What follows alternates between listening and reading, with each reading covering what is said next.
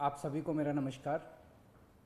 पिछले कुछ दिनों से हम देख रहे हैं कि जैसे जैसे देश भर में कोरोना के केसेस बढ़ रहे हैं, देश के कोने कोने में, हर राज्य में ऑक्सीजन की डिमांड बढ़ रही है, दवाइयों की डिमांड बढ़ रही है, वैक्सीन की डिमांड बढ़ रही है और जगह जगह इनकी कमी महसूस हो रही है।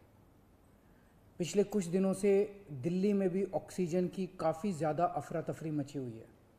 कभी इस हॉस्पिटल में ऑक्सीजन की कमी हो गई, कभी उस हॉस्पिटल में ऑक्सीजन की कमी हो गई, इस हॉस्पिटल में 2 घंटे की ऑक्सीजन बच गई।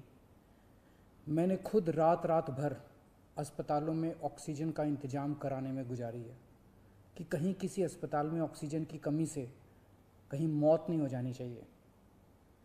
केंद्र सरकार हर राज्य को ऑक्सीजन का कोटा तय करती है। देश भर में जितनी भी ऑक्सीजन बनती है, केंद्र सरकार तय करती है कि इस राज्य को इतनी ऑक्सीजन मिलेगी, इस राज्य को इतनी ऑक्सीजन मिलेगी। अब दिल्ली को कितनी ऑक्सीजन चाहिए? दिल्ली सरकार ने अपना एक एस्टिमेशन लगाया जिसके हिसाब से दिल्ली को रोज़ाना 700 टन ऑक्सीजन की ज़रूरत है। केंद्र सरकार ने हमारा कोटा कल तक 378 टन तय किया हुआ था। ये कोटा कल शाम को बढ़ा के 480 टन कर दिया है केंद्र सरकार ने। इसके लिए हम केंद्र सरकार के बहुत बहुत आभारी हैं। हालांकि हमें अभी और भी काफ़ी ऑक्सीजन चाहिए, लेकिन केंद्र सरकार ने जितना भी बढ़ाया है उसके लिए हम उनका बहुत बहुत शुक्रिया अदा करते हैं।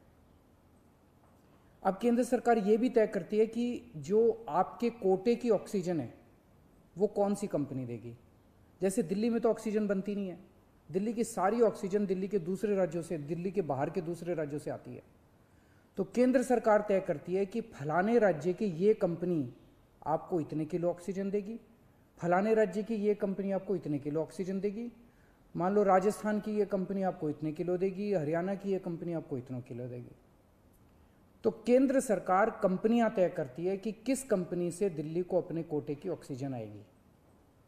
अब दूसरी समस्या यहाँ पे आ रही है कि ये जो कंपनियां जिन राज्यों में हैं, उनमें से कुछ राज्यों की सरकारों ने उन कंपनियों से जो दिल्ली के कोटे की ऑक्सीजन आनी थी वो भेजनी रोक दी। राज्यों ने कहा कि पहले हम अपने राज्य में इस्तेमाल करेंगे, दिल्ली का कोटा भी हम इस्तेमाल करेंगे, दिल्ली के जो ट्रक हैं वो जाने नहीं देंगे। लेकिन मैं केंद्र सरकार का और दिल्ली हाई कोर्ट का शुक्रिया अदा करना चाहता हूँ। पिछले 2-3 दिन के अंदर उन्होंने हमारी बहुत मदद की है, जिसकी वजह से अब ऑक्सीजन दिल्ली पहुँचने लगी है। जो जो दिक्कतें आ रही थी, हम लगातार पिछले 2 दिन से एक एक मिनट टू मिनट, मैं खुद, मनीष जी, मैं, हमारे सारे ऑफिसर्स केंद्र सरकार के लगातार संपर्क में थे। परसों रात को मुझे याद है जब जीटीबी हॉस्पिटल में वहाँ का ट्रक एक पड़ोसी राज्य से चलना था पर वो चला नहीं, जीटीबी ऑक्सीजन में आनी थी ऑक्सीजन, तो एक केंद्रीय मंत्री को हमने फ़ोन किया और उन्होंने तुरंत वहाँ पे बात करके उस ट्रक को वहाँ से छुड़वाया। हम लगातार संपर्क में हैं, एक एक ट्रक को अस्पताल पहुँचाने की कोशिश कर रहे हैं। हम सब लोग 24 घंटे काम कर रहे हैं, सोए नहीं हैं। हाई कोर्ट और केंद्र सरकार से जो मदद हमें मिली है उसके लिए तहे दिल से हम उनका शुक्रिया अदा करना चाहते हैं। जो कोटा हमारा बढ़ाया गया है अभी ऑक्सीजन का, उसमें उड़ीसा से काफ़ी ऑक्सीजन आनी है, तो बढ़े हुए कोटे की ऑक्सीजन को भी दिल्ली पहुंचने में कुछ दिन लग जाएंगे। हम कोशिश कर रहे हैं कि अगर हो सके तो हवाई जहाज के जरिए उड़ीसा के से ऑक्सीजन लाई जा सके। जब हमने लॉकडाउन लगाया था, मैंने आपको बोला था कि ये 6 दिन का जो लॉकडाउन है, ये 6 दिन हम आराम नहीं करने वाले, हम 24 घंटे काम करेंगे। इन 6 दिनों को हम इस्तेमाल करेंगे दिल्ली के हेल्थ इंफ्रास्ट्रक्चर को और सुदृढ़ करने के लिए। इन 6 दिनों में दिल्ली में जो ऑक्सीजन की कमी है उसको ठीक करने के लिए, दिल्ली में जो बेड की कमी है उसको ठीक करने के लिए, और हम 24 घंटे लगे हुए हैं दिल्ली के हेल्थ इंफ्रास्ट्रक्चर को और इम्प्रूव करने के लिए। इस लॉकडाउन के 6 दिन जो हमें मिले हैं, इन 6 दिनों में हम पूरी कोशिश कर रहे हैं। एक और बात, ये बहुत बड़ी आपदा है। इस आपदा में अगर हम सारे लोग हरियाणा, पंजाब, तमिलनाडु, गुजरात, पश्चिम बंगाल इसमें बट गए तो भारत नहीं बचेगा। इस वक्त हमें एक दूसरे की मदद करनी है। हमें भारतीय बनना है, हमें इंसान बनना है। देश के लोग आज सभी न्यूज़ चैनल पे देख रहे हैं कि दिल्ली में आने वाला ट्रक किसी और राज्य ने रोक दिया, मध्य प्रदेश में जाने वाला ट्रक फलाने राज्य ने रोक दिया। ये तो ठीक नहीं है। लोग ये नहीं चाहते। देश के लोग आज ये देखना चाहते हैं कि दिल्ली ने किसी दूसरे राज्य की मदद कैसे करी, उत्तर प्रदेश ने किसी राज्य की कैसे मदद की। हम एक साथ मिलके आपदा से लड़ना है हमें, तभी भारत बचेगा।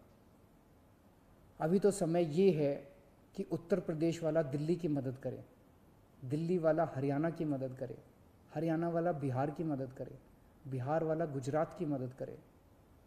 हम सारे लोग अगर एक दूसरे की मदद करेंगे तभी तो भारत बचेगा। और अगर इतनी मुश्किल घड़ी में भी हम सारे एक दूसरे से लड़ने लग गए तो अगर भारत राज्यों में बट गया इस समय तो फिर भारत को कौन बचाएगा। मेरी सारी नागरिकों से अपील है, सारी सरकारों से अपील है कि आइए मिलके एक होके लड़ते हैं। अगर हम मिलके लड़े एक मुट्ठी बनेगी, हमारे सारे संसाधन मिलके एक साथ इस्तेमाल होंगे, हमारी ताकत बढ़ेगी, हमारी शक्ति बढ़ेगी। और अगर हम बट गए तो फिर कोई हमें नहीं बचा पाएगा। मैं सभी राज्य सरकारों से कहना चाहता हूँ कि दिल्ली का मुख्यमंत्री होने के नाते मेरे से जो बन पड़ेगा, मेरे हाथ में जो होगा, आप मुझसे मांगिए, मैं दूंगा। पूरे देश की मदद करेंगे। अगर दिल्ली में हमारे पास ऑक्सीजन ज़रूरत से ज़्यादा होगी तो हम दूसरे राज्यों को ऑक्सीजन देंगे। अगर हमारे पास किसी दवाई की ज़्यादा मात्रा होगी तो वो भी हम दूसरे राज्य के साथ बांटेंगे। और जब दिल्ली में कोरोना कम होगा और किसी दूसरे राज्य में डॉक्टर्स की ज़रूरत हुई, हम वहाँ डॉक्टर्स भी भेजेंगे।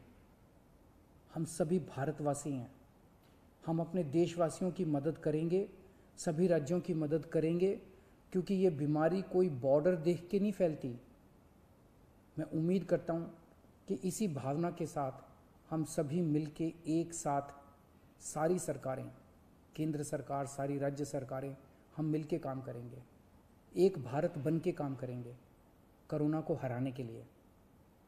हमें पूरी दुनिया के सामने दिखा देना है कि विश्व में सबसे ज़्यादा कोविड केसेस भारत में होने के बावजूद कैसे भारत के लोगों ने, यहाँ की सरकारों ने मिलके कैसे इस आपदा से लड़ाई की, कैसे हमने सारा प्रबंधन किया। भारत के लोग दुनिया को दिखा देंगे कि कैसे एक साथ मिलके इस खतरनाक बीमारी को हमने हराया। जय हिंद।